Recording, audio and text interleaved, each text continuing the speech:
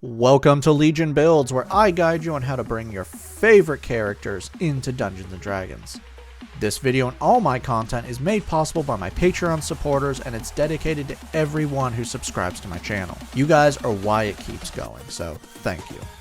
Join the Legion today for free over on patreon.com/63rdlegion to help decide next week's new character. From What We Do in Shadows, it's Laszlo versus Dio from JoJo's Bizarre Adventure. Today we're bringing to D&D Captain Britain herself, Betsy Braddock, aka Psylocke. Betsy is a master of stealth and various weapons, but her true gift makes her incredibly more dangerous to villains. Betsy is in fact a mutant gifted with psychic abilities. With these abilities, Betsy can create blades of pure psychic energy from her hand. These blades can not only cause damage to the enemy's mind, but are also telekinetically enhanced, making them capable of actual physical damage. She can even throw these blades with great accuracy at a pretty decent distance. For today's build, we'll be using the Player's Handbook and Tasha's Cauldron of Everything.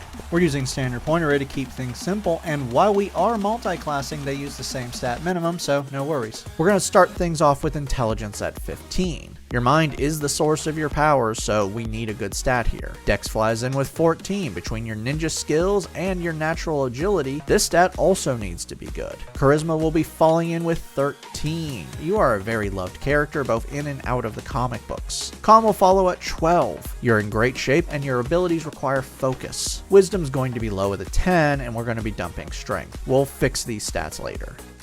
Psylocke is a mutant. Custom lineage grants you a free feat and skill with your stat improvement. Place +2 to dex. For your free feat, telepathic from Tasha's adds +1 to intelligence and then grants you the ability to speak telepathically to any creature you can see within 60 feet. You and the creature must share at least one language, and they cannot respond to you. This feature also gives you the spell Detect Thoughts, which you can cast once per long rest. Detect Thoughts allows you to read the surface thoughts of a creature for 1 minute while you maintain this spell. While this spell is active, you can focus on one creature within 30 feet, and you will learn all surface thoughts, such as if they are lying to you or answers to questions you ask. You can probe deeper into their mind by forcing a wisdom save. If they fail, you gain access to their emotional state, their reasoning, and anything that looms on their mind. Regardless of if they fail or succeed, they will know you're doing it. For your free skill, grab Perception. To finish out your lineage, you know the language Common and one other of your choice. For background, take the skills Insight and Investigation.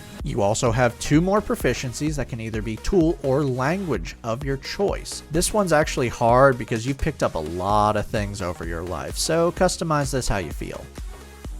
Level 1 rogues start off with 4 skills. Take Acrobatics, Athletics, Sleight of Hand, and Stealth. You're proficient in simple melee weapons, long swords, short swords, rapiers, hand crossbows, light armor, thieves' tools, and the saving throws, dex, and intelligence. Expertise doubles the proficiency bonus to 2 skills you have. Place this into Acrobatics and Stealth. Sneak Attack adds bonus damage to your attacks once per turn when you attack with a ranged or finesse weapon, and you have advantage on the attack or the target is within 5 feet of an enemy other than you. This will start off as a D6 but will grow over the course of this build. Thieves' Cant is a secret coded language of gestures, symbols, and phrases.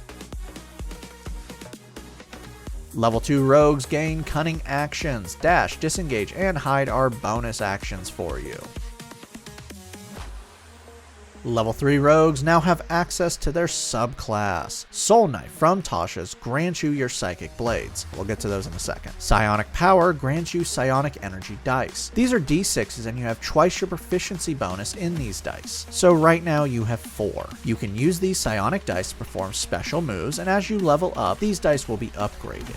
You regain all used psionic dice at the end of a long rest, but can also regain 1 used dice with a bonus action once per short or long rest. Psionic Bolstered Knack allows you to add a psionic energy dice to a failed skill or tool check you make with something you are proficient with. If you do not succeed in the check by adding the psionic dice, you do not expend the die and you get to keep it. Psychic Whispers lets you forge a psychic link with others. As a bonus action, you can choose a number of creatures equal to your proficiency bonus, and and then use 1 psionic dice. The number rolled on the die equals how many hours you have a telepathic link with the chosen creatures. This link stays operational for up to 1 mile. You do not require a common language, and a creature can end the link if they want. Psychic Blades creates blades made of pure psychic energy within your hands when you take the attack action. The blades are magical, finesse, and have the thrown property. They deal 1d6 plus your attack modifier in psychic damage, and they can be thrown out to 60 feet. After you attack with this blade, you can attack with a second blade as a bonus action as long as you have a free hand, but this blade is smaller and only deals 1d4 plus your attack modifier in psychic damage. Finally, your sneak attack is upgraded to 2d6 extra damage.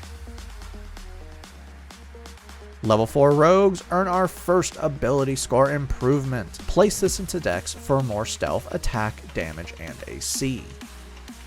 Okay, let's jump classes for more martial prowess. Level 1 fighters begin with bonus proficiencies for multi-classing into it. You are now proficient in all melee weapons and medium armor. Fighting style gives you a different style to enhance your combat. Go ahead and choose this for yourself, as a few fit you, and this can really change up how you want to do this build. So take some time and figure it out. Second Wind lets you ignore damage with a bonus action by healing yourself 1d10 plus your fighter level once per short or long rest. You've reached character level 5. Bump up your proficiency bonus to +3. Level 2 fighters receive Action Surge. You can now grant yourself a free action once per short or long rest. Level 3 fighters now have their subclass. Time to enhance your combat with Psi Warrior, also from Tasha's. Psionic Power is the same feature you already have. Yeah, this is the same as Soul Knife, and you do not get extra psionic energy dice, but you will have access to higher level dice. I'll explain that more in a few levels, so don't worry about it right now. For the new abilities you can use your dice with, Protective Field allows you to shield yourself with telekinetic shields. When you or a creature you can see within 30 feet takes damage, you can use your reaction to use 1 psionic dice. Rolling the die, you reduce the damage by the result plus your intelligence modifier. Psionic Strike adds telekinetic force to your attacks. Once on each of your turns after hitting a creature within 30 feet with an attack and dealing damage with a weapon, you can use 1 of your psionic dice to increase the damage by the psionic dice plus your intelligence modifier in force damage. Telekinetic movement allows you to move 1 object that is a size category large or smaller with an action. The object must be within 30 feet, and you can move it up to 30 feet. If the object is tiny, like a weapon, you can pull it towards your hand. You can do this once per short or long rest, or you can burn 1 psionic dice to do it. Level 4 fighters earn another ability score improvement, Cap Off Dex. Level 5 fighters gain extra attack. You can now attack twice with a single attack action. Your psionic dice are now upgraded to D8. Now what does this mean? It means that anytime you use psionic power features, you will always use your highest psionic dice level. You do not have psionic dice from Soul Knife and psionic dice from Psi Warrior. You just have psionic dice. You've hit character level 9. Bump up your proficiency bonus again to +4. Level 5 rogues receive Uncanny Dodge. Now when you take damage and you can see what is causing it, you can use your reaction to halve the damage. Your sneak attack is now upgraded again to 3d6 extra damage. Level 6 rogues get 2 more expertise. Place this into athletics and perception. Level 7 rogues now have evasion. Your dex saves are improved. You now take no damage on a successful dex save and half on a failed one. Your sneak attack is upgraded again now to 4d6 extra damage. Level 8 rogues earn another ability score improvement. Let's place this into strength to get rid of that negative. And you are now character level 13. Bring your proficiency bonus up to +5. Level 6 fighters earn another ability score improvement to bump up intelligence for more telekinetic damage. Level 7 Psy Warrior fighters gain Telekinetic Adept, which grants you 2 more abilities. Psy Powered Leap enhances your movement by granting you a flying speed with a bonus action equal to your walking speed for your turn. You can use this once per short or long rest, or if you burn 1 psionic die. Telekinetic Thrust forces a strength save on a creature you hit with your psionic strike. The DC for this is 8 plus your proficiency bonus plus your intelligence modifier, which is actually the same as your Detect Thoughts DC. If they fail, you push them 10 feet in any direction or knock them prone. Level 8 fighters earn another ability score improvement, Cap Off Intelligence. Level 9 fighters receive Indomitable. You can now reroll 1 failed saving throw, including death saves between long rests. You've hit the big milestone with character level 17. Your proficiency bonus is now maxed out at a +6. Level 10 Psy Warrior fighters now have Guarded Mind. You are resistant to psychic damage, and you can use your psionic dice to end an effect that is making you charmed or frightened by burning it. Level 11 fighters gain extra attack ×2. You can now attack 3 times with a single attack action. Your psionic power dice are now D10s. Our final level is level 12 fighter, and you earn our final ability score improvement, which I hate ending these builds on, but okay. Place this into wisdom, because frankly, I feel you should have something better there, but change this up on how you want. Now that we've hit character level 20, let's recap. Your stats are Strength 10, Dex 20, Con 12, Intelligence 20, Wisdom 12, Charisma 13. Your total levels are Fighter 12, Rogue 8. Let's dive in.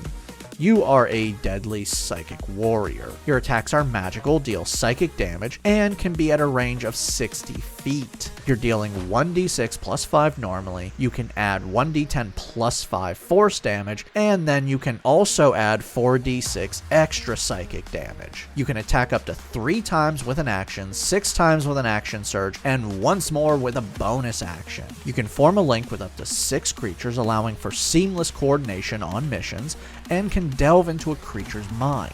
You can add to skill checks and tool checks. 4 skills are adding plus 12. You can move objects with your mind, reduce damage, can heal, re-rolled failed saving throws, and grant yourself a temporary flying speed. Downside.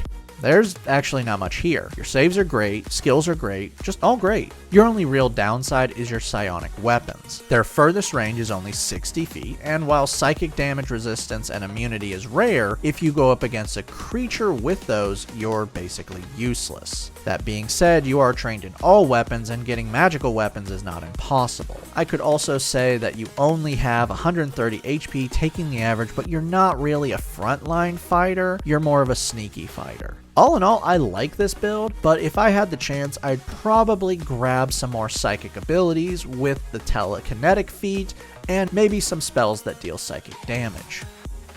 Be careful out there, because you may not get another body should you die. Again.